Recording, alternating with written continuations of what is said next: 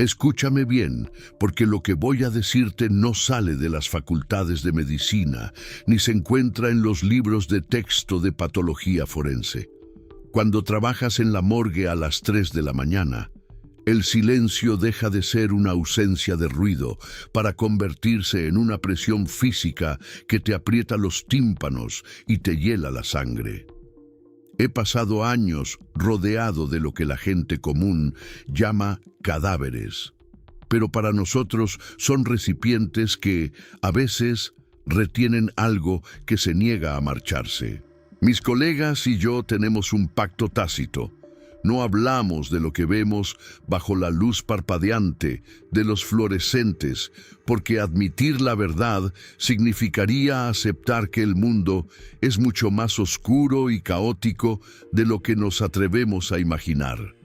La gente cree que la muerte es un interruptor que simplemente se apaga, un final limpio y definitivo. Pero la realidad es que morir es un proceso lento, un tránsito sucio y en ocasiones aterradoramente consciente.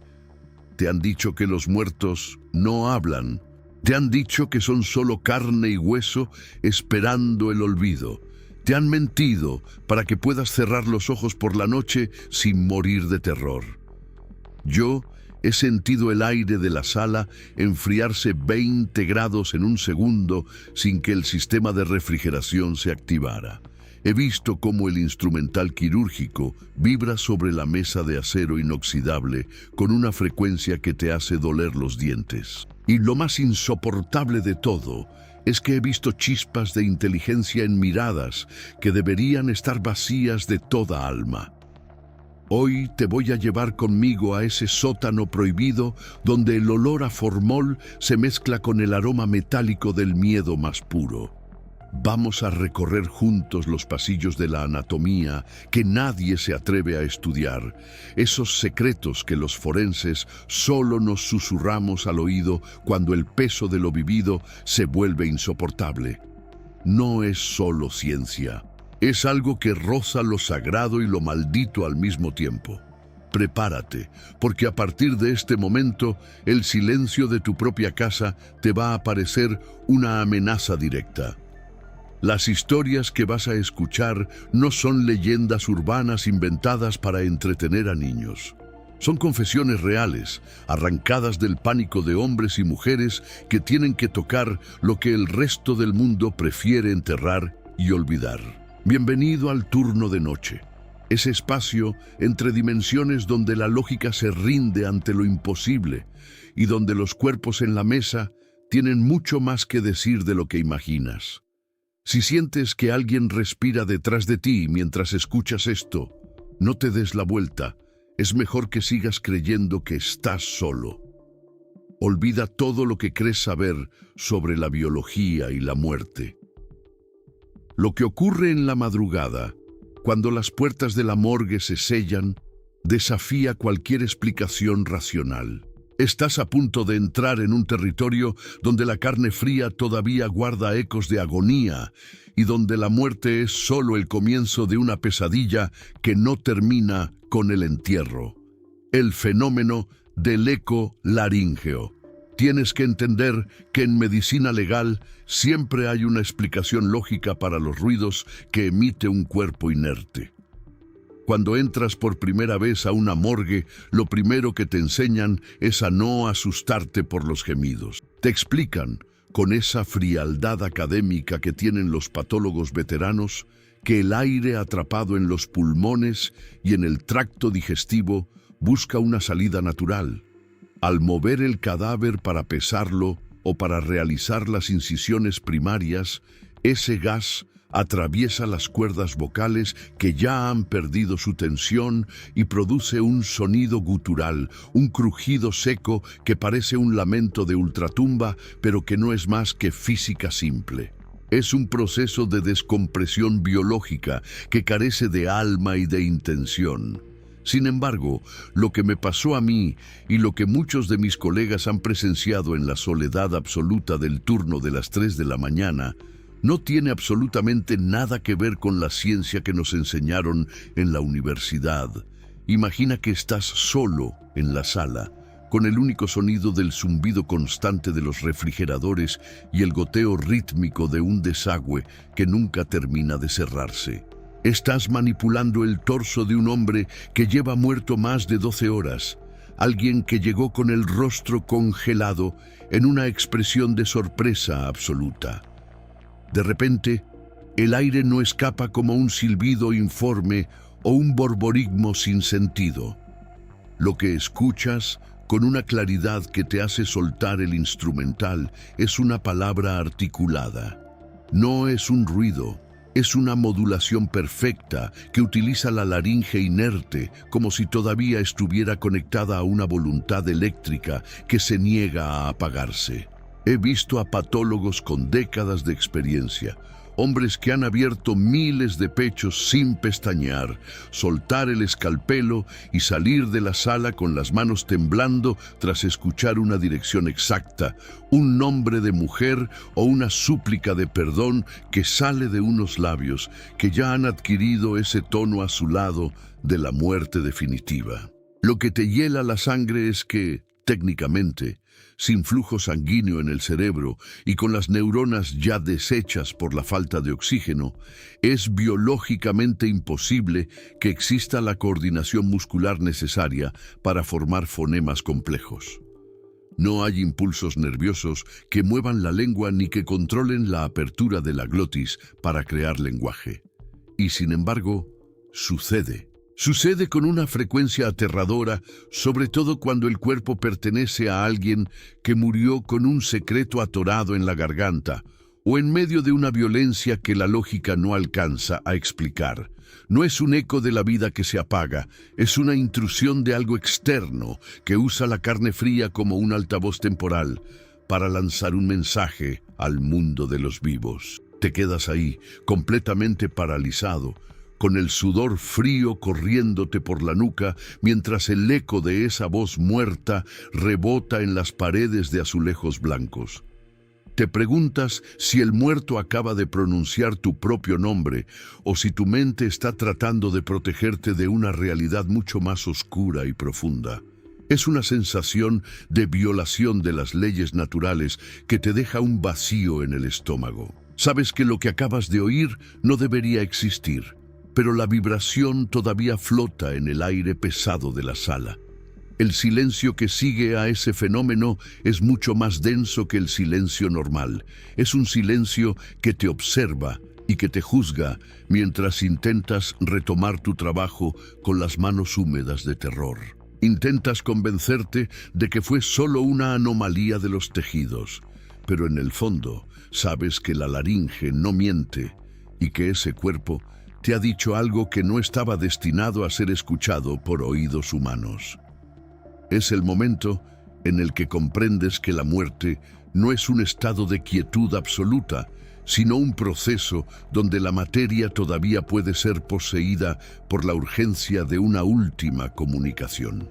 Y esa duda es la que te carcome durante el resto del turno, porque si ese cuerpo fue capaz de hablar sin tener vida, te empiezas a preguntar qué otras funciones biológicas está simulando mientras tú le das la espalda para buscar otra herramienta.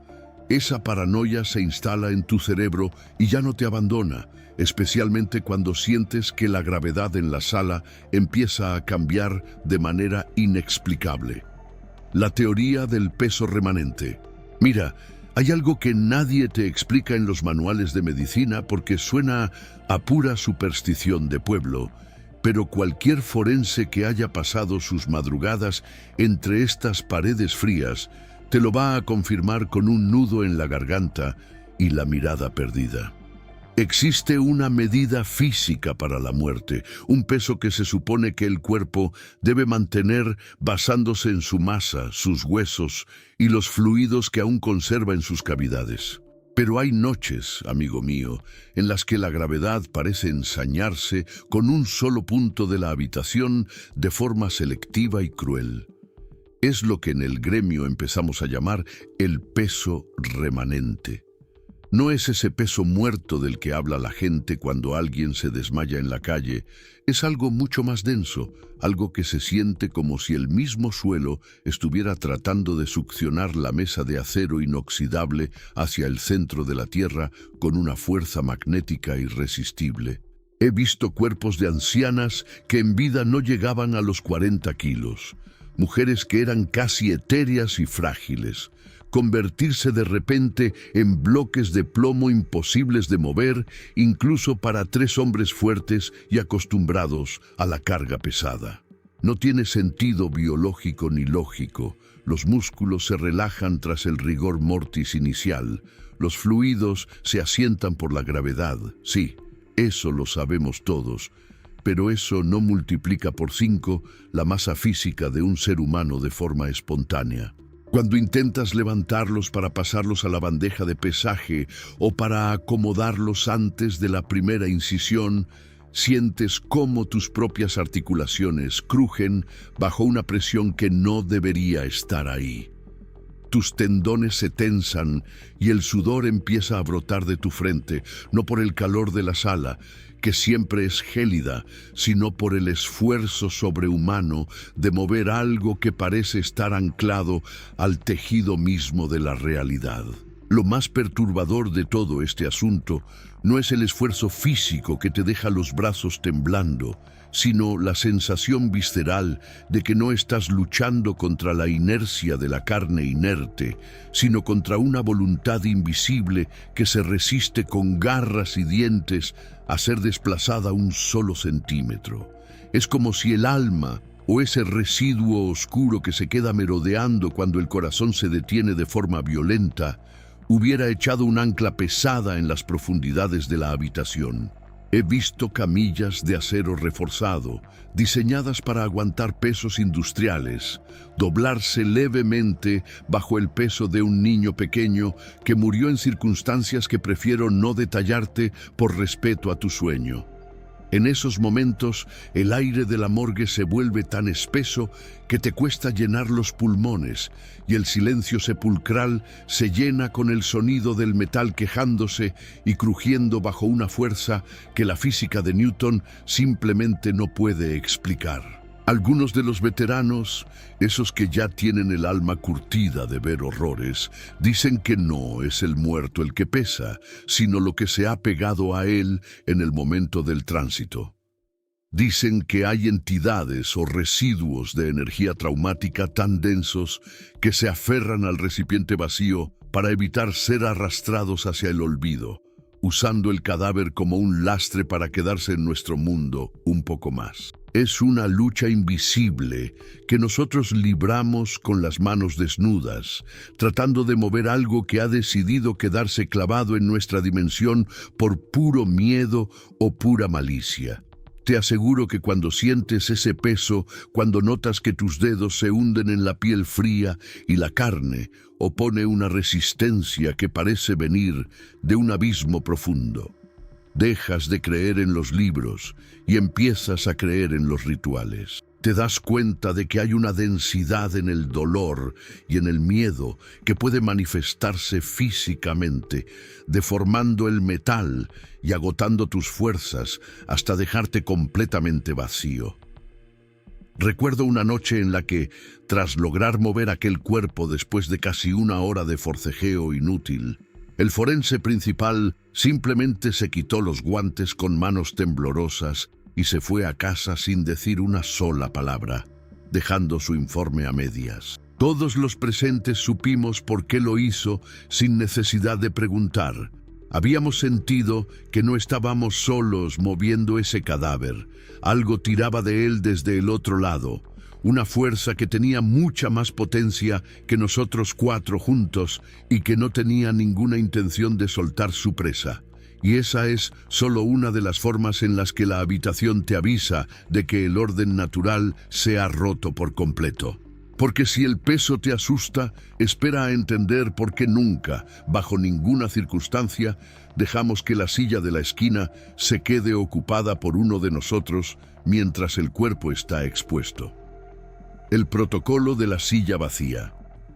Si alguna vez tienes la desgracia de entrar en una sala de autopsias de la vieja escuela, de esas donde el aire huele a una mezcla rancia de formol antiguo y a secretos que nunca verán la luz del sol, notarás siempre un detalle que parece totalmente fuera de lugar. Verás una silla solitaria, generalmente de madera vieja o de metal descascarillado, colocada estratégicamente en la esquina más alejada de la mesa de acero quirúrgico. No está ahí para que el auxiliar descanse tras una jornada agotadora, ni para que el patólogo tome notas sentado cómodamente mientras espera que el café se enfríe en un rincón de la oficina. Esa silla tiene un propósito mucho más oscuro y preventivo que cualquier medida de higiene o protocolo de bioseguridad estándar. Se conoce entre nosotros como el protocolo de la silla vacía y representa la única defensa invisible que tenemos contra la proximidad excesiva de aquellos que ya no pertenecen a este plano de existencia, pero que se niegan a soltarlo.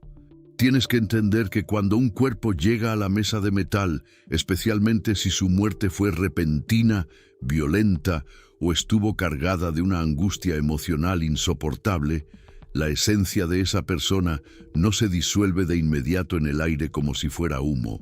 Hay una parte de su conciencia, una especie de residuo eléctrico o memoria residual cargada de trauma, que se queda flotando en la sala, observando con una mezcla de horror absoluto y confusión infinita cómo desarmamos su contenedor físico pedazo a pedazo. Es lo que nosotros llamamos el dueño del cuerpo. Ese dueño no quiere aceptar bajo ninguna circunstancia que su viaje ha terminado, y su primer instinto es acercarse a nosotros, ponerse de pie justo detrás de nuestro hombro para observar qué estamos haciendo con sus pulmones, con su cerebro o con ese corazón que hasta hace unas horas latía con fuerza. Si alguna vez has sentido un escalofrío repentino que te recorre la columna de arriba a abajo mientras estás concentrado en una incisión delicada, o si has sentido que el vello de tus brazos se eriza sin que la temperatura de la sala haya bajado un solo grado, es porque el dueño está demasiado cerca de ti. Por eso mantenemos esa silla vacía en la esquina. Es una invitación silenciosa, un pacto de caballeros entre el mundo de la vida y el territorio de la muerte. Le estamos diciendo a esa presencia errante que tiene un lugar donde sentarse, un sitio propio donde puede permanecer a una distancia de seguridad aceptable, mientras nosotros realizamos nuestro trabajo necesario, aunque resulte macabro. Mientras la silla permanezca ahí, despejada de cualquier objeto y lista para ser usada, la entidad suele quedarse en su rincón, observando desde la penumbra y permitiéndonos terminar la autopsia sin interferencias físicas o psíquicas. El verdadero terror comienza cuando alguien, por descuido, por ignorancia o por esa estúpida arrogancia científica que nos hace creer que lo sabemos todo, decide ocupar ese asiento o poner cajas de suministros encima de él. En el preciso momento en que le quitas su pequeño espacio al dueño, lo obligas a vagar sin rumbo por la habitación. Entonces es cuando empiezas a escuchar el roce inconfundible de pies invisibles arrastrándose sobre el suelo de baldosas frías. Notas que las luces del techo parpadean con una frecuencia nerviosa justo sobre tu cabeza, y lo peor de todo es que empiezas a vislumbrar sombras que se reflejan en las paredes de acero de la morgue, sombras que no corresponden a ninguna persona viva que esté presente en la sala. Recuerdo perfectamente a un estudiante que se burló de esta tradición y decidió sentarse en la silla para atarse los cordones de sus botas de seguridad. En menos de 10 segundos, la temperatura de la sala cayó tanto que nuestro aliento se convirtió en vapor denso y el instrumental sobre la mesa empezó a vibrar con un sonido metálico ensordecedor. El muchacho salió corriendo de la sala y nunca más volvió a pisar un hospital. No es una cuestión de creer en historias de fantasmas para asustar a los novatos, es una cuestión de supervivencia emocional básica. Trabajar con la muerte ya es una carga suficientemente pesada como para tener que lidiar con la presión de una mirada fija que sientes clavada en la nuca mientras tienes las manos dentro de un tórax abierto de par en par. En la morgue aprendes rápido que tú no eres el dueño del espacio, eres solo un técnico que ha sido autorizado temporalmente para manipular un templo que ya no tiene inquilino oficial. Si no respetas al antiguo ocupante, las consecuencias se graban en tu memoria con una intensidad que te impedirá dormir durante meses. No es arrogancia, es puro respeto por lo que no podemos entender. Porque si el dueño se siente acorralado o ignorado, no dudará en recordarte que la frontera entre estar sobre la mesa y estar frente a ella es mucho más delgada de lo que te atreves a admitir. Y esa sensación de estar siendo observado por algo que no debería estar ahí te persigue hasta tu casa, hasta tu cama, hasta tus sueños más profundos. Es mejor dejar la silla vacía y pretender que el silencio es solo silencio, aunque sepas perfectamente que hay alguien ahí sentado, esperando a que termines de profanar su antigua casa para poder descansar por fin. Pero si crees que una presencia en la esquina es perturbadora, es porque todavía no has descubierto el secreto que guardan las pupilas de los fallecidos, donde el acero de la mesa refleja escenas que ninguna cámara podría capturar jamás. La memoria de las córneas. Dicen que los ojos son las ventanas del alma, pero en la morgue aprendemos que también son el disco duro más perverso de la naturaleza humana. Cuando una persona muere, especialmente de forma violenta o repentina, sus pupilas se dilatan buscando una luz que ya no pueden procesar, pero algo se queda guardado ahí, atrapado en el humor vítreo y en la delicada transparencia de la córnea. Existe un mito científico del siglo XIX llamado optografía que aseguraba que la última imagen que ve un moribundo queda impresa en su retina como una fotografía. La ciencia moderna se ha encargado de ridiculizar esa idea, diciendo que es físicamente imposible, que el tejido se degrada demasiado rápido para retener información visual. Pero los científicos no pasan sus madrugadas bajo el reflejo del acero quirúrgico observando lo que nosotros observamos.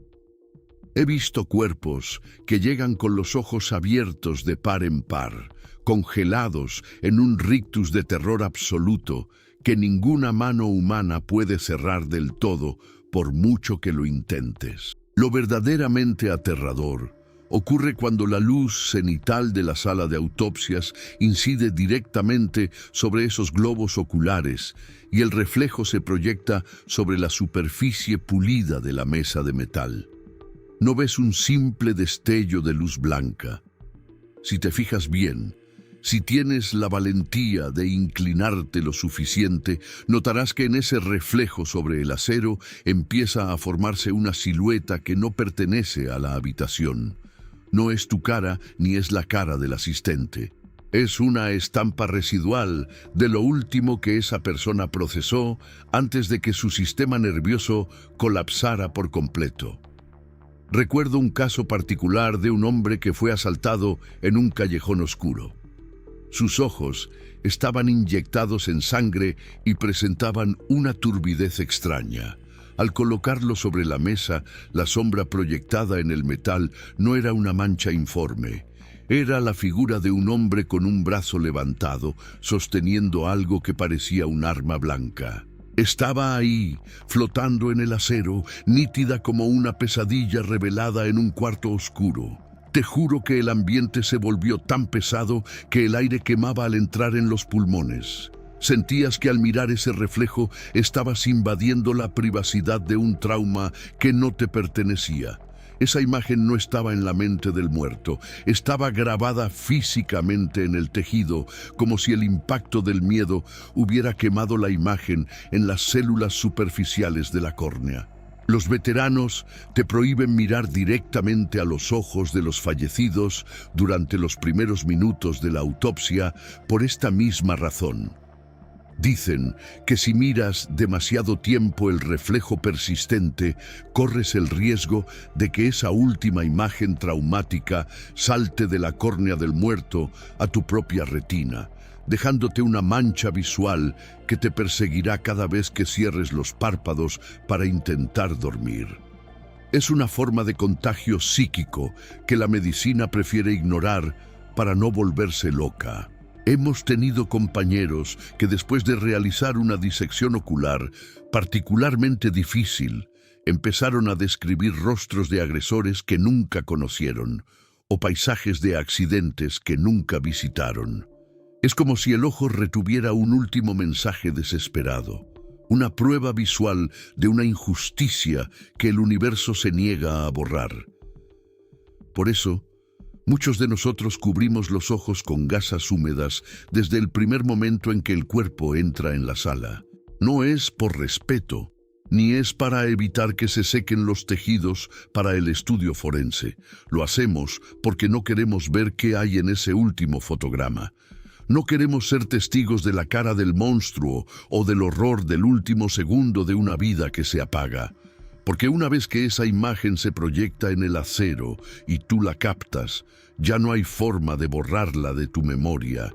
Te conviertes en el portador de una visión prohibida que el muerto ya no puede cargar. Y esa carga es la que te hace dudar de cada sombra que ves en tu propia casa cuando regresas del turno. Empiezas a preguntarte si tus propios ojos están empezando a proyectar en las paredes de tu cuarto las escenas que has visto sobre la mesa de metal. La paranoia se vuelve constante porque sabes que la luz tiene memoria y el acero tiene una capacidad maldita para actuar como un espejo de lo invisible. Pero si crees que la memoria de las córneas es el límite de lo que el cuerpo puede manifestar, prepárate para cuando el mismo metal del instrumental empiece a reaccionar ante lo que está a punto de ser diseccionado. El síndrome del instrumental vibratorio. Tienes que saber algo sobre el acero inoxidable que usamos en las mesas de autopsias porque no es un metal cualquiera. Es un material diseñado para ser aséptico, para no reaccionar con los químicos y sobre todo para ser silencioso y preciso. En una sala normal, el único sonido que deberías escuchar es el deslizamiento del metal sobre la piel o el chasquido seco de las costillas al ceder. Pero existe un fenómeno que nos pone los pelos de punta a todos los que trabajamos en el turno de noche y que la administración del hospital intenta ocultar bajo el nombre técnico de resonancia armónica residual. Nosotros lo llamamos el síndrome del instrumental vibratorio. Imagina que tienes el bisturí en la mano y te dispones a realizar la primera incisión en un cuerpo que acaba de llegar.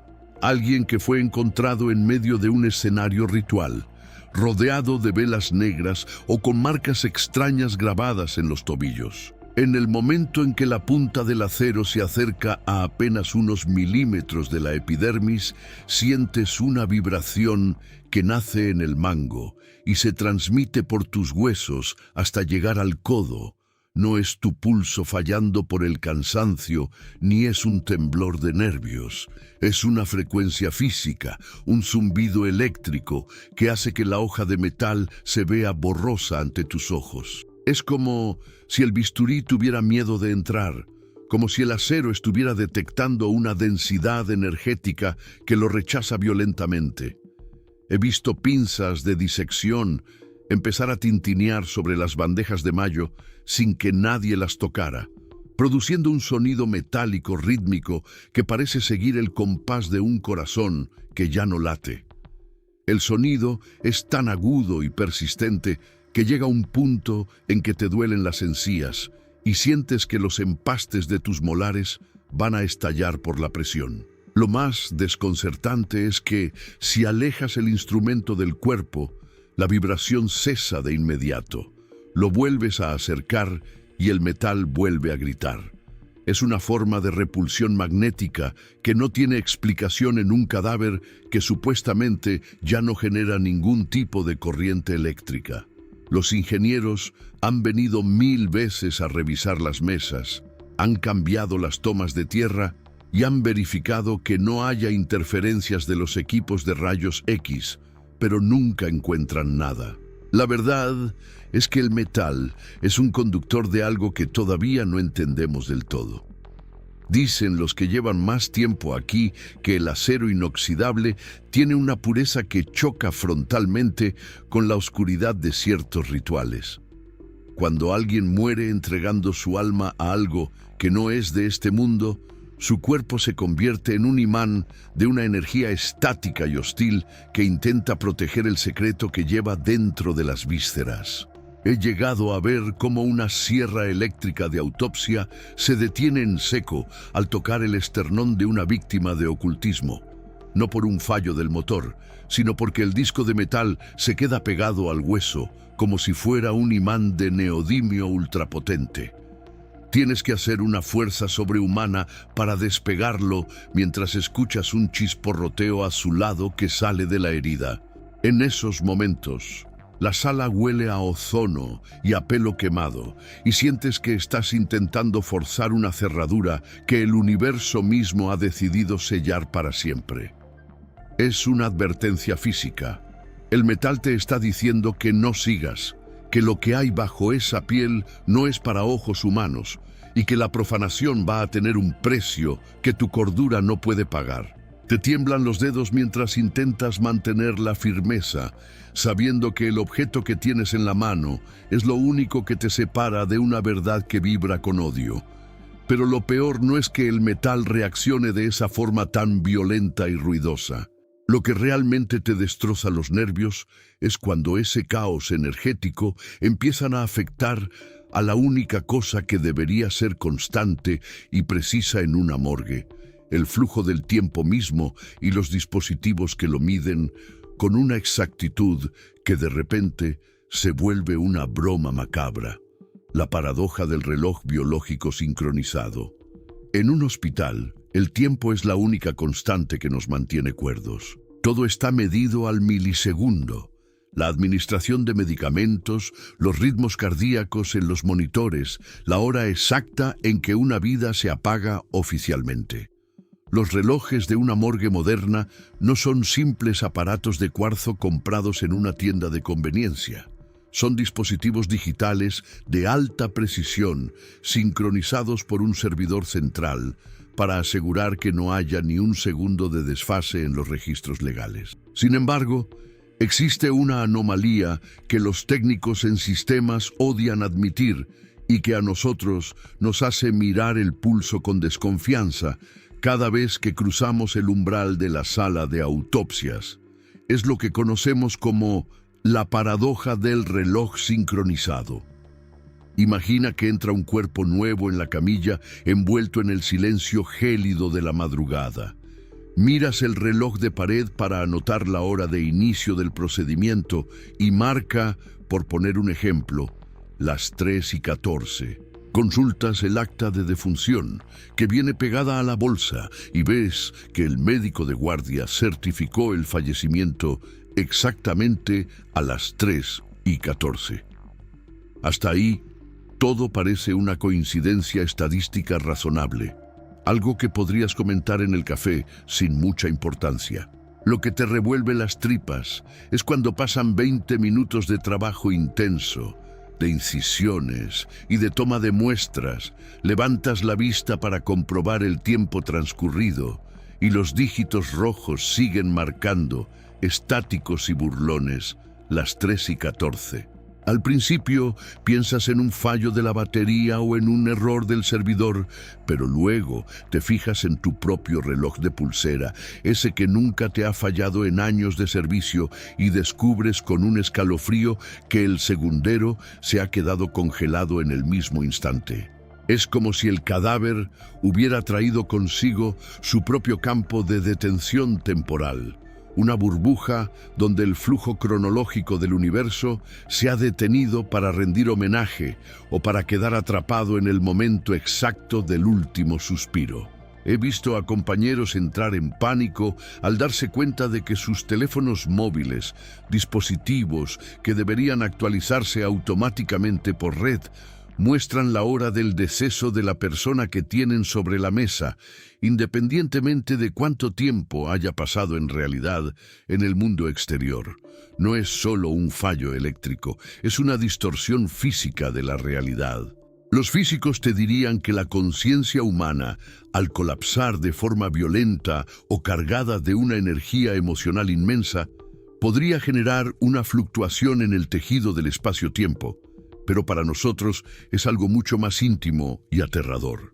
Es como si el muerto se negara a avanzar hacia el pasado, arrastrando consigo todo el entorno inmediato hacia un presente perpetuo y agónico. Trabajar en una habitación donde el tiempo ha muerto es una de las experiencias más alienantes que puedes imaginar. Pierdes la noción de la realidad. Los minutos se estiran como si fueran horas y empiezas a sentir que tú también te estás quedando anclado en ese limbo digital. Sientes que el aire se espesa, que tus movimientos son más lentos, como si estuvieras nadando en melaza oscura. Miras a tu ayudante y sus labios se mueven sin que el sonido llegue a tus oídos de forma inmediata. Hay un retraso, una latencia que no debería existir en el aire libre. Es en esos momentos cuando entiendes que la morgue no es solo una habitación, es una frontera, un muelle de carga donde las reglas de la física son meras sugerencias que pueden ser ignoradas por una voluntad lo suficientemente desesperada o traumada. He escuchado historias de forenses que aseguran haber pasado toda una noche trabajando en un solo cuerpo, sintiendo el agotamiento extremo de 10 horas de labor, para luego salir al pasillo y descubrir que solo habían transcurrido 10 minutos en el mundo real. Esa descompensación temporal te destroza el sistema nervioso, te deja una sensación de irrealidad que dura días, como si una parte de tu mente se hubiera quedado atrapada en ese 0314 perpetuo.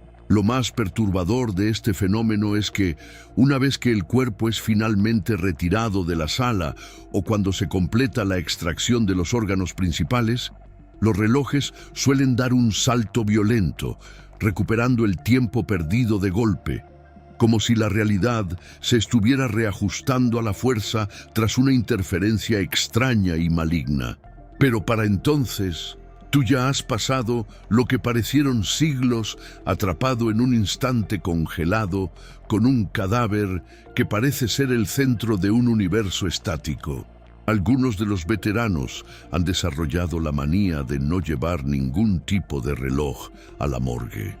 Prefieren guiarse por el cansancio de sus huesos o por la luz que empieza a filtrarse débilmente por los respiraderos antes que confiar en una máquina que puede ser manipulada por la presencia de una energía que se niega a soltar su última hora de existencia.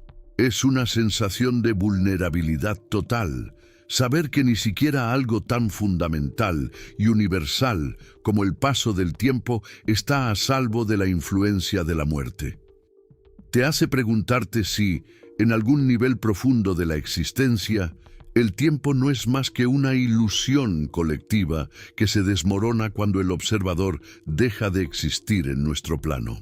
Esa incertidumbre te acompaña mientras limpias el instrumental, mirando de reojo ese reloj que ahora avanza normalmente, pero que hace solo unos instantes te estaba gritando que el mundo se había detenido para siempre.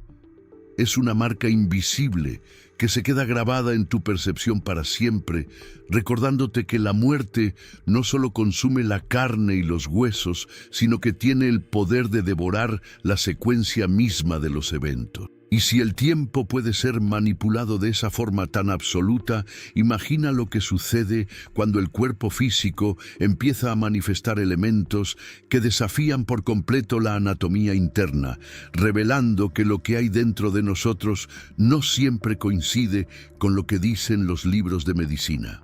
El huésped de la cavidad torácica. Hay una regla fundamental en medicina que dice que el cuerpo humano es un sistema cerrado, un templo de carne y hueso protegido por la piel que actúa como una frontera infranqueable contra el mundo exterior. Cuando realizamos una autopsia, lo primero que hacemos es una inspección externa minuciosa, buscando cualquier orificio, cualquier cicatriz o herida que indique que algo ha entrado o salido del organismo de forma artificial. Pero hay casos, esos que nunca llegan a los informes oficiales por miedo a que nos quiten la licencia, donde la biología parece burlarse de la realidad de la forma más macabra imaginable. Imagina que estás abriendo el pecho de un hombre joven, alguien que murió de un paro cardíaco súbito en su propia cama, sin signos de violencia ni cirugías previas. Al separar el esternón con las cizallas y exponer los pulmones, lo que esperas es el olor acre de los fluidos internos y la vista de órganos congestionados. En lugar de eso, lo primero que te golpea el rostro es un aroma dulzón, espeso y perturbadoramente familiar. El olor de flores frescas, como si acabaran de ser cortadas de un jardín en primavera. Al apartar el tejido pulmonar, te encuentras con un ramo de caléndulas perfectamente conservadas, con los pétalos húmedos de rocío, creciendo directamente desde la cavidad pericárdica. No hay incisiones en la piel, no hay perforaciones en la garganta, no hay forma física de que esas flores hayan llegado allí. Sientes que el estómago se te da la vuelta porque no es solo que estén ahí, es que están vivas dentro de un hombre muerto. He tenido compañeros que han abierto estómagos sellados para encontrar puñados de tierra negra, húmeda y fría, cargada con el olor inconfundible de los cementerios antiguos. No es tierra ingerida, no hay rastro en el esófago ni en la boca. La tierra está ahí, depositada con una precisión quirúrgica invisible, ocupando el lugar que debería pertenecer a los jugos gástricos. Es como si el cuerpo, en sus últimos momentos de agonía o debido a algún pacto oscuro que desconocemos, hubiera sido utilizado como un recipiente para algo más que órganos. Lo que realmente te destroza los nervios es la imposibilidad física del asunto. Ves las raíces de esas flores entrelazadas con las arterias principales, alimentándose de la sangre estancada del fallecido. Sientes que estás presenciando un proceso de colonización sobrenatural, donde la carne es solo el abono para un huésped que no pertenece a nuestra botánica. En esos momentos, el silencio de la morgue se vuelve insoportable porque te das cuenta de que la persona que tienes delante no era solo un paciente, era un ecosistema para algo prohibido. Los veteranos simplemente te dicen que lo limpies todo, que tires esas pruebas a la incineradora y que anotes en el parte una causa de muerte genérica.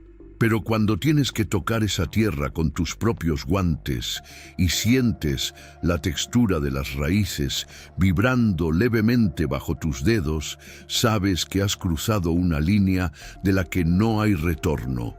Te preguntas cuántas personas caminan por la calle con jardines malditos creciendo en su interior o con el peso de un entierro prematuro dentro de sus propios pulmones.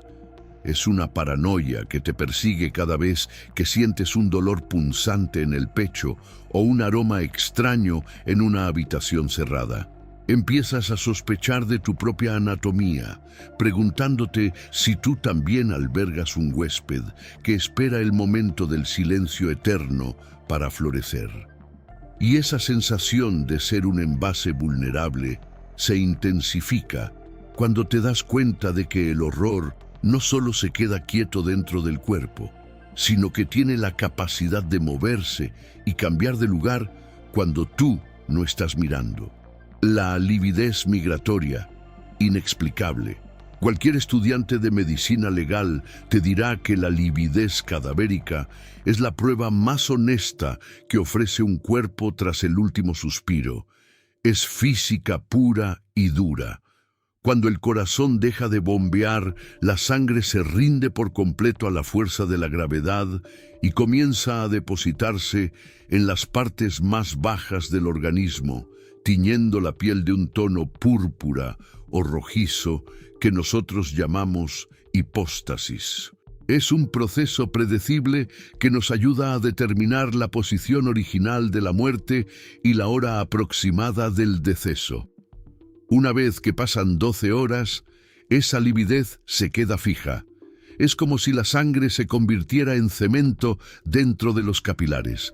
Pero en las madrugadas de la morgue, donde la lógica suele tomarse un descanso perverso, hemos sido testigos de algo que desafía cualquier tratado de patología. Existe lo que en voz baja llamamos la lividez migratoria.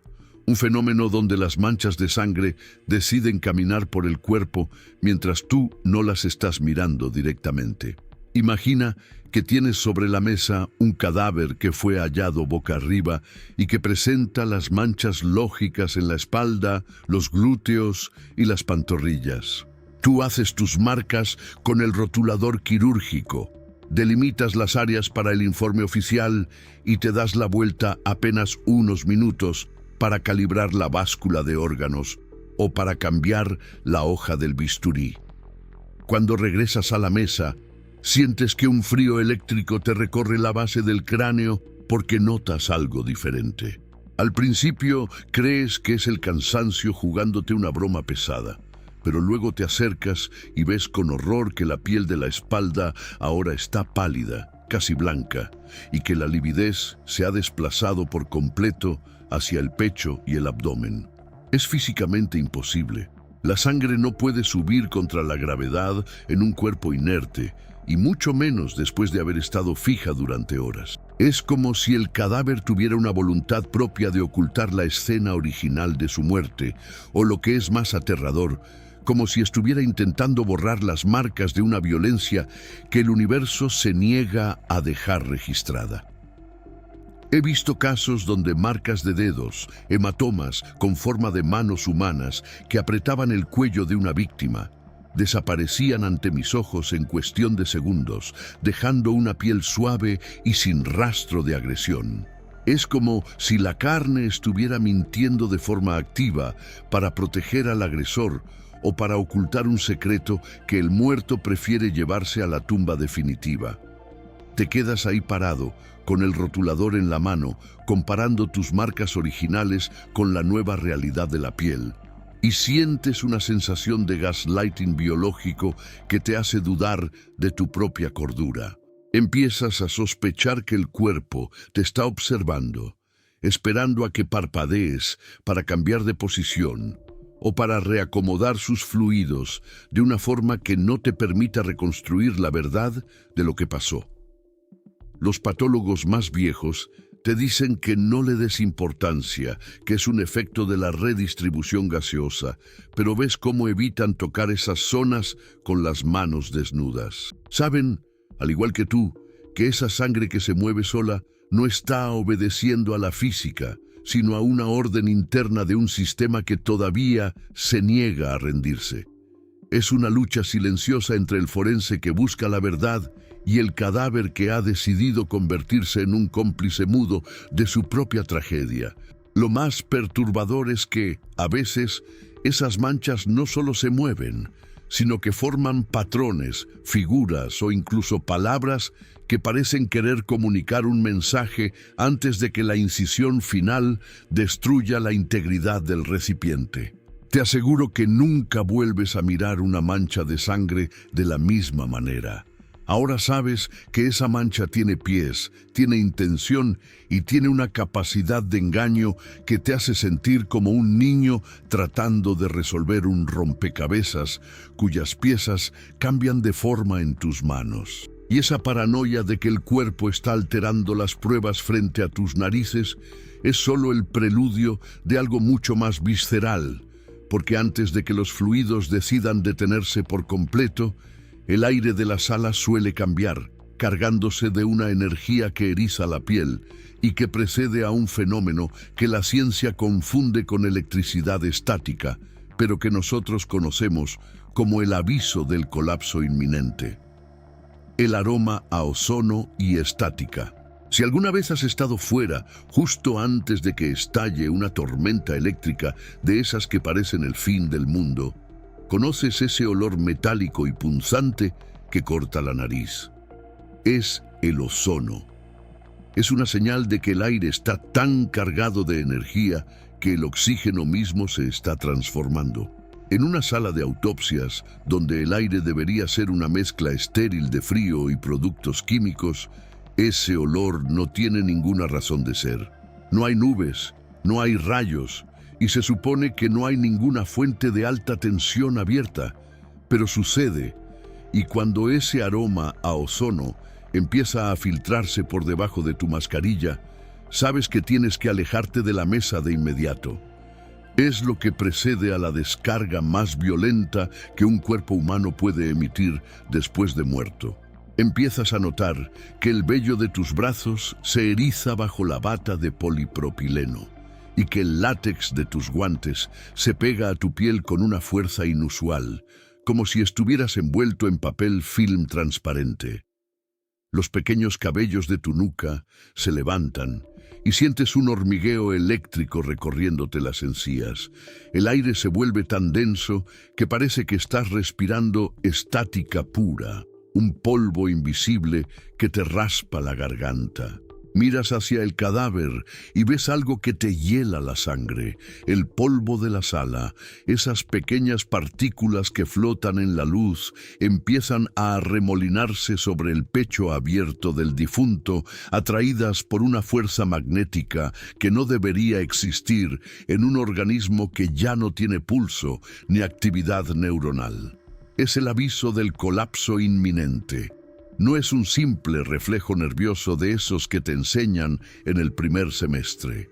Estamos hablando de un espasmo de cuerpo completo, una liberación masiva de energía residual que hace que el cadáver se arquee violentamente sobre la mesa de metal. He visto cuerpos elevarse varios centímetros de la superficie de acero con la columna vertebral curvada hasta el punto de casi romperse, mientras un sonido de estática, como el de una televisión vieja sin señal, llena toda la habitación. Es una descarga de trauma puro que el cuerpo ha mantenido cautiva en sus células y que decide liberarse de golpe. El ruido de la carne golpeando la mesa cuando el espasmo termina es un sonido seco, un golpe sordo que te retumba en los huesos y que te deja los oídos pitando durante minutos. Lo más aterrador de este fenómeno es que no hay ninguna explicación bioquímica para una liberación de energía de tal magnitud. Un cuerpo muerto no es una batería. No tiene depósitos de electricidad almacenados para realizar semejante despliegue de fuerza física.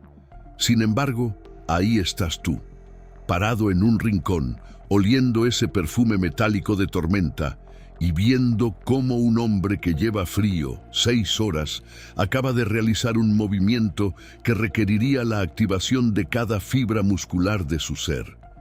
Te quedas mirando los monitores de la sala, buscando una explicación en los voltajes, pero todo marca 0. Los veteranos te dicen que ese ozono es el olor del alma, rompiendo las últimas cadenas que la atan a la materia. Una fricción espiritual que genera calor y electricidad real.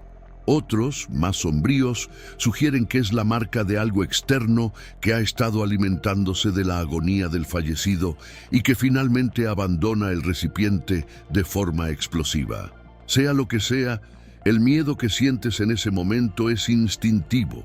Es el miedo del animal que sabe que el rayo está a punto de caer sobre su cabeza. Una vez que el aroma se disipa y la estática baja, la sala vuelve a ese silencio sepulcral, pero tú ya no eres el mismo. Te quedan los dedos temblorosos y una desconfianza profunda hacia esa carne que hace un segundo parecía haber recuperado una chispa de vida maligna. Y lo peor es que esa energía no siempre se disipa en el aire.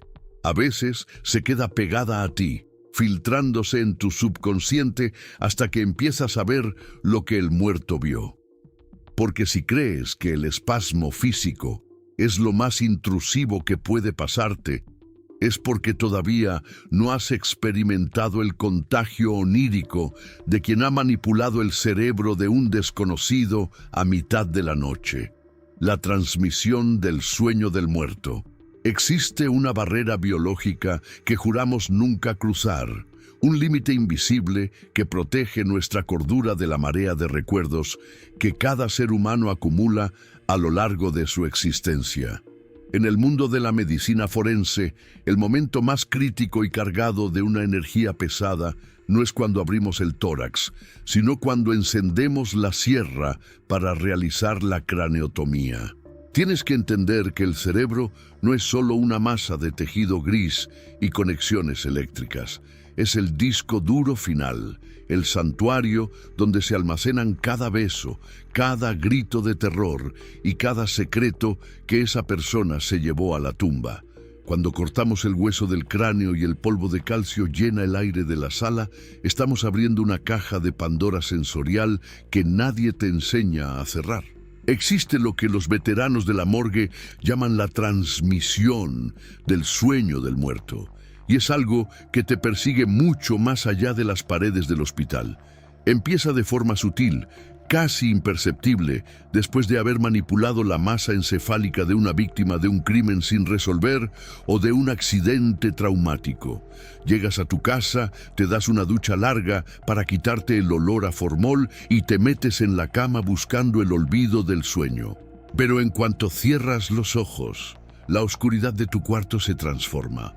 Empiezas a ver rostros que nunca has conocido, calles por las que jamás has caminado, y sientes un miedo que no es el tuyo, un pánico que tiene el sabor metálico de una sangre que tú no has derramado. No son pesadillas comunes, son recuerdos ajenos, fragmentos de una película que alguien proyecta directamente en tu corteza visual con una nitidez aterradora. Puedes oler el perfume de una mujer que murió hace 3 días. Puedes sentir el frío de la lluvia en una noche en la que tú estabas a salvo bajo techo. Es como si al tocar el cerebro del difunto hubieras establecido un puente de datos, una descarga de información residual que tu propia mente intenta procesar como si fuera propia. He tenido compañeros que han despertado gritando nombres de personas desaparecidas o describiendo con precisión milimétrica el interior de casas que la policía aún no ha logrado localizar. Lo más perturbador de este fenómeno es la sensación de estar perdiendo tu propia identidad, de ser colonizado por la voluntad de alguien que ya no tiene voz propia. Te miras al espejo por la mañana y por un segundo no reconoces tus propios ojos, porque todavía conservas el reflejo de la última mirada de la persona que abriste la noche anterior. Es una forma de contagio psíquico que te deja agotado, vacío, con la sensación de que tu cabeza se ha convertido en una habitación de hotel donde los muertos entran y salen sin pedir permiso. Los psiquiatras dirán que es trastorno de estrés postraumático, una reacción lógica a la exposición constante a la muerte violenta. Pero ellos no han sentido la presión física de una memoria que intenta salir de tus poros. He visto a forenses brillantes abandonar la profesión porque ya no podían distinguir sus propios recuerdos de los fragmentos de vida de los extraños que pasaron por su mesa. La carga es demasiado grande. Te conviertes en un cementerio andante de historias sin final. Y lo peor de todo es que esa conexión no se rompe fácilmente. Una vez que has soñado el sueño del muerto, una parte de esa persona se queda instalada en tu subconsciente, observando el mundo a través de tus sentidos. Te vuelves un testigo involuntario de tragedias que no te pertenecen, cargando con un dolor que no es el tuyo hasta que el tiempo o un nuevo caso más fuerte logra sepultar esas imágenes. Es un precio que pagamos por profanar el último refugio del pensamiento humano. Pero mientras tu mente lidia con estos ecos internos, el exterior de la sala de autopsias sigue manifestando sus propias anomalías. Y pronto descubres que no solo los recuerdos pueden seguirte a casa, sino que hay presiones físicas en la luz y en el aire que cobran formas que no deberías ver nunca. El efecto de la sombra cenital. Fíjate bien en la iluminación de una sala de autopsias la próxima vez que veas una imagen de estos lugares. No es una luz cualquiera, es una luz blanca, quirúrgica, diseñada milimétricamente para que no exista ni un solo rincón de oscuridad mientras estamos operando sobre la mesa de acero. Se supone que es un entorno sin sombras, un lugar donde la visibilidad es absoluta para no cometer ni el más mínimo error al documentar una herida o una patología. Sin embargo, existe un fenómeno que nos quita el sueño a todos y que en voz baja llamamos el efecto de la sombra cenital. Empiezas a notar que, justo encima del cuerpo, en el centro mismo de los focos más potentes que cuelgan del techo, aparece una mancha. No es una mancha de suciedad en la lente, ni un fallo en los paneles de última generación. Es una mancha de oscuridad física, una densidad que flota en el aire y que parece absorber la luz en lugar de ser iluminada por ella. Al principio intentas ignorarla.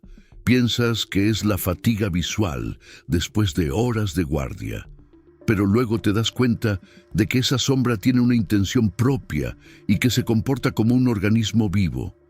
Lo más aterrador ocurre cuando inicias la fase de evisceración del tórax. Hay un vínculo casi eléctrico entre esa sombra y el corazón del fallecido que tienes ante ti. He estado ahí, con las manos dentro de un pecho abierto, sintiendo cómo esa mancha en el techo se expande y se contrae al ritmo de un latido que ya no debería existir. Es como si una parte de la esencia de la persona estuviera suspendida sobre nosotros, observando con una fijeza insoportable el destino de su órgano más vital.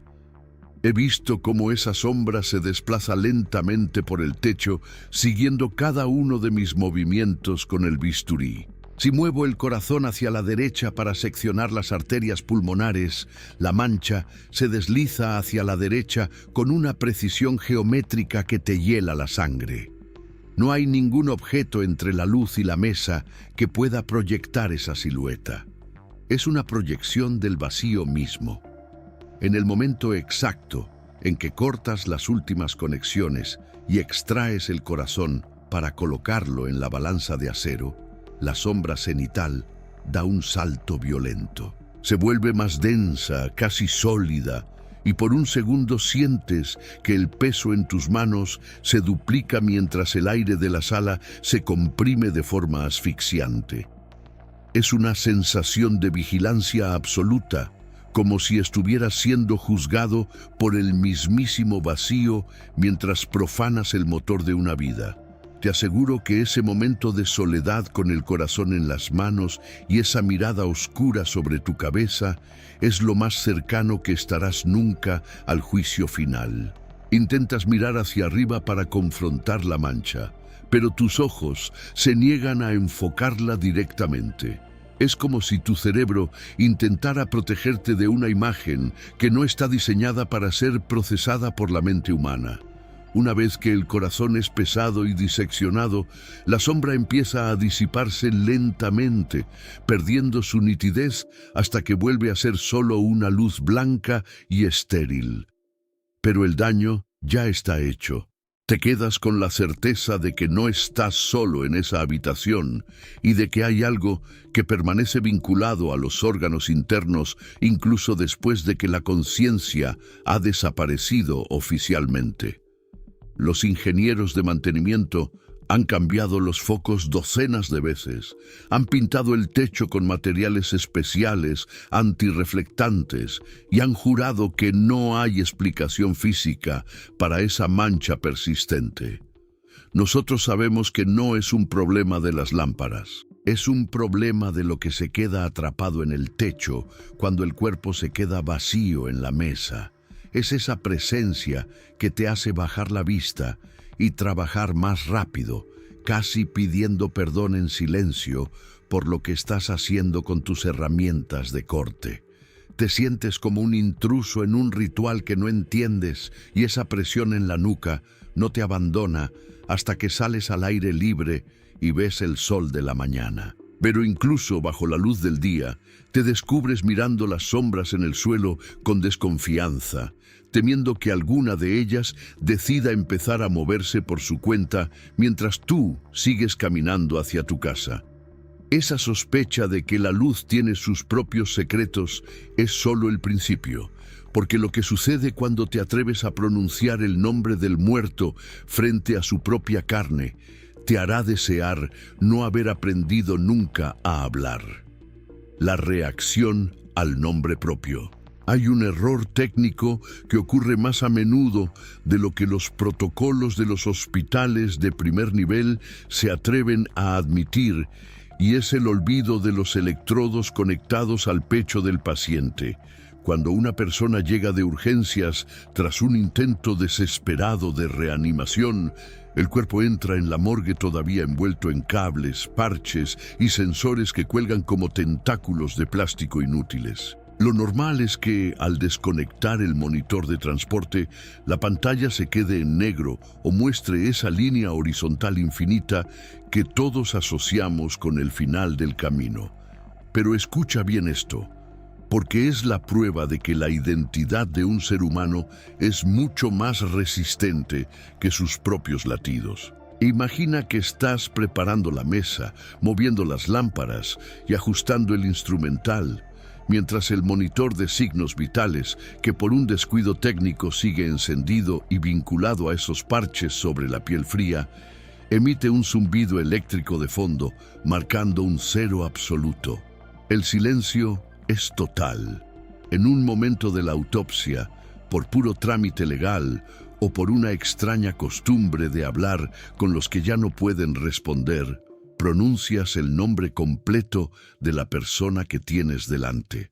Dices su nombre en voz alta para verificar la etiqueta de la muñeca o simplemente para romper el vacío de la sala. En ese preciso instante, algo que desafía cada átomo de la lógica médica sucede en la pantalla. La línea plana, ese desierto de actividad eléctrica, de repente se quiebra. Ves un pico, una onda solitaria y perfecta que cruza el monitor con una fuerza que te detiene el corazón, a ti también. Es una señal de vida eléctrica en un órgano que lleva horas detenido, una respuesta inmediata y directa al sonido de su propio nombre. Te quedas mirando la pantalla, esperando que sea una interferencia o un fallo del cableado, pero la coincidencia temporal es demasiado exacta para ser un error de la máquina. He hablado con técnicos que aseguran que al repetir el nombre, el monitor vuelve a reaccionar, dibujando una frecuencia nerviosa que parece un grito digital atrapado en el silicio. Es como si el nombre fuera la última llave maestra capaz de abrir una puerta que ya se ha cerrado con llave desde el otro lado. La ciencia te dirá que son potenciales de acción residuales o que la vibración de tu voz en el aire movió mínimamente el electrodo. Pero tú sabes que la vibración de una voz no genera un complejo QRS perfecto en una pantalla médica. Lo que estás presenciando es el eco de una conciencia que se reconoce, un fragmento de ego que todavía habita en los tejidos y que se agita violentamente al ser invocado desde el mundo de los vivos. Sientes una invasión de privacidad tan grande que te dan ganas de pedir disculpas en voz alta. Es la comprensión de que el cuerpo no es solo un objeto que estás examinando, sino que todavía contiene al sujeto, a la persona, escuchando cada una de tus palabras desde una oscuridad que no podemos mapear. La paranoia de saber que el muerto sabe quién eres y que te está escuchando con una atención absoluta cambia por completo la forma en que te mueves por la sala. Ya no te atreves a susurrar chistes con tu ayudante ni a comentar detalles mundanos de tu día. Te vuelves un observador mudo de una presencia que se manifiesta a través de los voltajes de una máquina. Es una advertencia de que la identidad no se borra con la última exhalación y que el nombre propio tiene un poder que trasciende la descomposición celular. Te aseguro que después de ver cómo una máquina de precisión reacciona a un nombre pronunciado en un sótano gélido, nunca vuelves a decir el nombre de un difunto sin sentir que estás tirando de un hilo que conecta directamente con el abismo. Pero esta reacción eléctrica es solo la superficie de la resistencia física del cuerpo, porque hay momentos en los que la biología decide manifestarse de formas mucho más viscosas y palpables, incluso en las condiciones climáticas más extremas y contradictorias que puedas imaginar. El sudor post-mortem en climas fríos.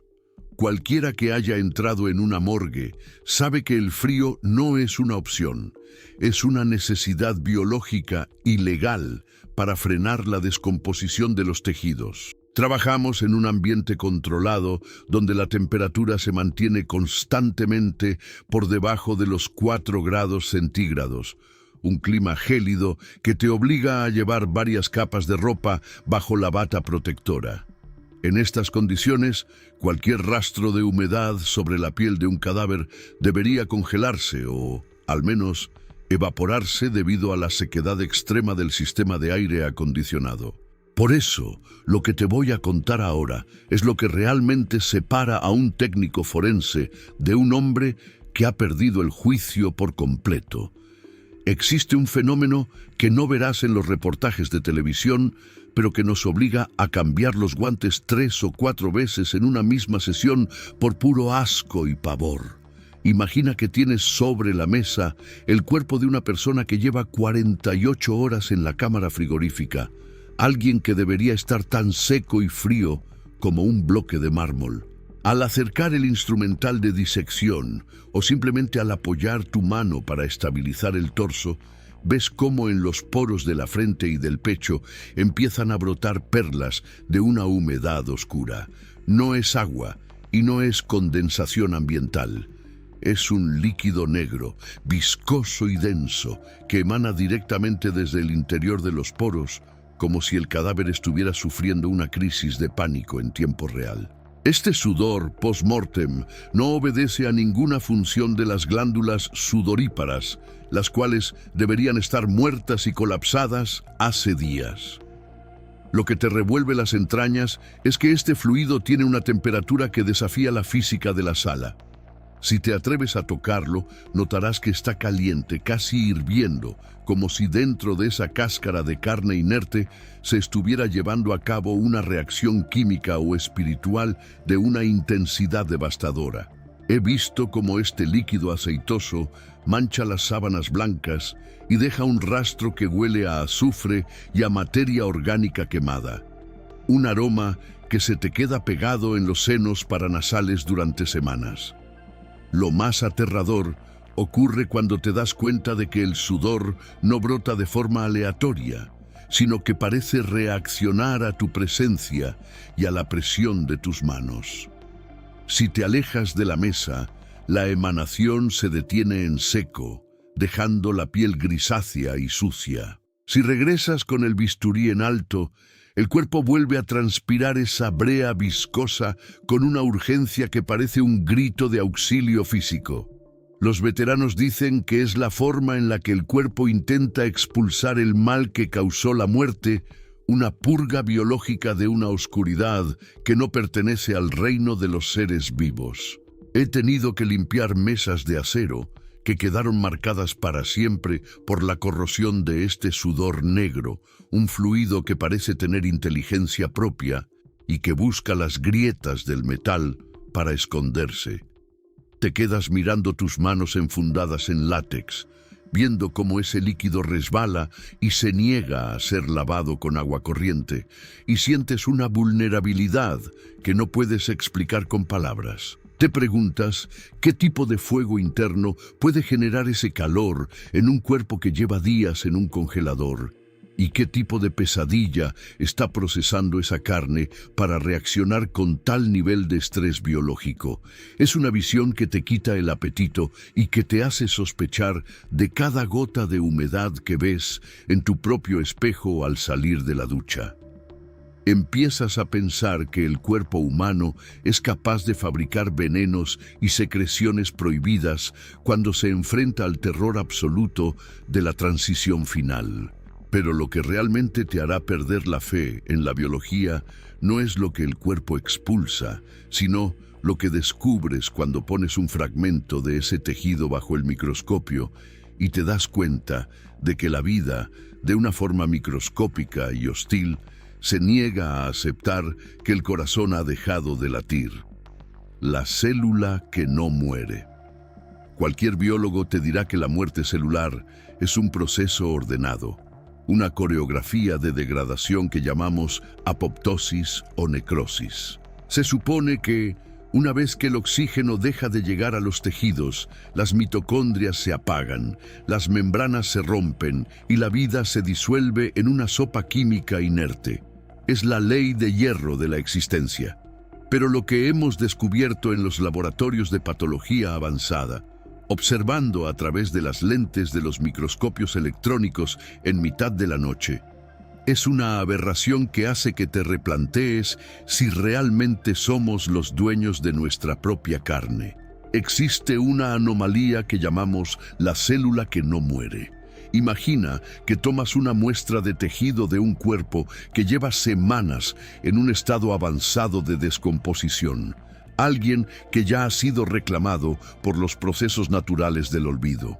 Al colocar ese fragmento de materia oscura y pastosa bajo el cristal y aplicar los reactivos, lo que deberías ver es un paisaje desolado de restos celulares y bacterias carroñeras. En lugar de eso, te encuentras con un espectáculo que te revuelve el estómago y te eriza la piel.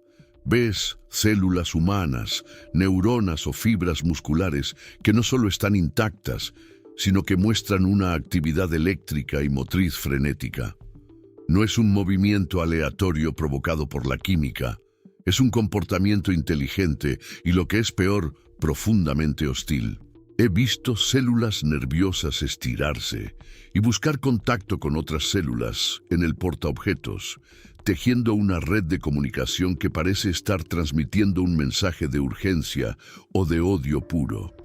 Bajo el aumento máximo, observas cómo estos fragmentos de tejido humano atacan y devoran a las bacterias que intentan descomponerlos, como si la voluntad del fallecido se hubiera concentrado en una última línea de defensa microscópica que se niega a rendirse ante la entropía.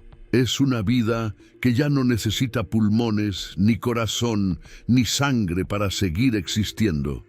Es una conciencia biológica fragmentada que ha decidido que la muerte es solo una sugerencia que puede ignorar. Lo que te quita el sueño es la sospecha de que esa vitalidad maligna es contagiosa. Te da miedo que, al manipular esas muestras, una sola de esas células inmortales logre perforar tu guante y entrar en tu propio torrente sanguíneo, llevando consigo la memoria de un cadáver que se resiste a desaparecer. He tenido colegas que han visto cómo estas células se organizan para formar patrones geométricos sobre el cristal, dibujos que parecen símbolos de una lengua olvidada o mapas de una anatomía que no debería existir. Te quedas ahí, con el ojo pegado al ocular, sintiendo que algo desde el otro lado de la lente te está devolviendo la mirada con un hambre que no es de este mundo. Es la comprensión de que somos recipientes de una fuerza biológica que puede sobrevivir al colapso del sistema central. Una vida parásita que espera pacientemente a que el resto de nosotros se apague para tomar el control absoluto de la materia. Te preguntas si lo que llamamos cáncer no es más que un intento prematuro de estas células por alcanzar esa inmortalidad oscura mientras aún estamos vivos. La sensación de que tu propio cuerpo está compuesto por billones de pequeños observadores que podrían rebelarse contra ti en el momento en que tu corazón dé su último latido es una paranoia que no te deja descansar. Sales del laboratorio sintiendo que tu piel te aprieta, que tus músculos tienen pensamientos propios y que la muerte no es más que el inicio de una nueva y aterradora fase de existencia celular donde la piedad no existe.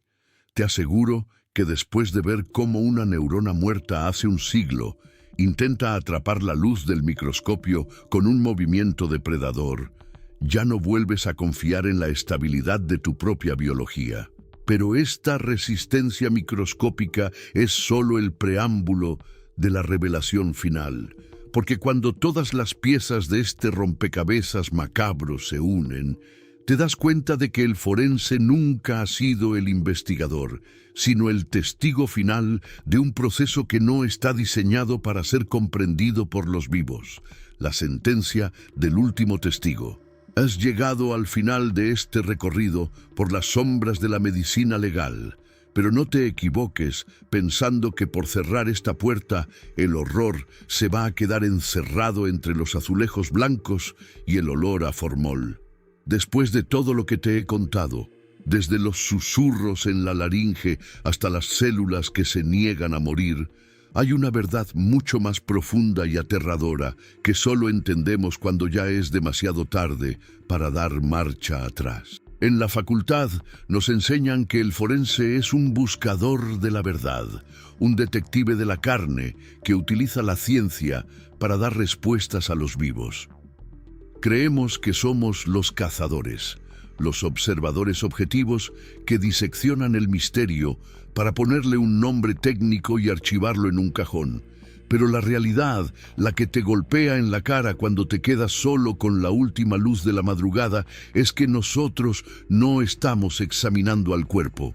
Es el cuerpo el que nos está examinando a nosotros. Piénsalo bien. Cada vez que abrimos una cavidad, cada vez que pesamos un órgano o analizamos un fluido, estamos completando los pasos de un ritual que no inventamos nosotros, sino que ha existido desde que el primer hombre murió con un secreto en el alma. No somos científicos, somos el último eslabón de una cadena de transmisión de dolor y trauma que necesita un testigo vivo para poder perpetuarse. El muerto no quiere que lo cures, porque eso ya es imposible.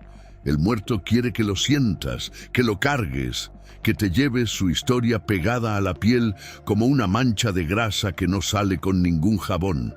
Esa es la verdadera sentencia del último testigo. Al realizar la autopsia, te conviertes en el recipiente de un mensaje final que no estaba destinado a ser escrito en papel, sino grabado en tu propia memoria y en tus propios miedos. Te vuelves el portador de una energía que ya no tiene un hogar físico y que ahora te utiliza a ti como su nueva antena en este mundo.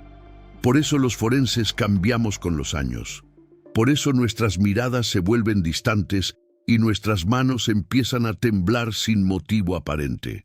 No es solo el cansancio, es el peso de miles de historias inconclusas que ahora viven dentro de nosotros, gritando por ser escuchadas en el silencio de nuestras propias casas. Finalmente, comprendes que la morgue no es un laboratorio, es un altar de sacrificio donde el vivo entrega su tranquilidad a cambio de una verdad que nadie quería saber. Cada anomalía que te he descrito, cada fenómeno que desafía la física, es una forma en la que el fallecido te marca, te señala y te dice que ahora tú eres parte de él. Eres el encargado de llevar su agonía al siguiente nivel, de soñar sus sueños y de sentir su frío. La sentencia es que nunca volverás a estar solo, porque siempre habrá una sombra cenital esperándote en cada rincón oscuro, recordándote que tú fuiste quien se atrevió a mirar dentro del abismo y que el abismo, complacido, decidió quedarse a vivir contigo. Ahora que conoces estos secretos, tú también te has convertido en un testigo. Ya no puedes fingir ignorancia ante el crujido de un mueble o el parpadeo de una luz en mitad de la noche. Has aceptado la invitación a este ritual y al igual que nosotros en la sala de autopsias, ahora llevas contigo una parte de esa oscuridad que no se puede limpiar. El turno ha terminado para mí, pero para ti El silencio de tu habitación apenas está empezando a hablar. Escucha con cuidado, porque puede que el próximo susurro que oigas no sea el viento, sino una palabra articulada por alguien que ha estado esperando este preciso momento para recordarte que la muerte nunca guarda silencio absoluto cuando hay alguien dispuesto a escucharla.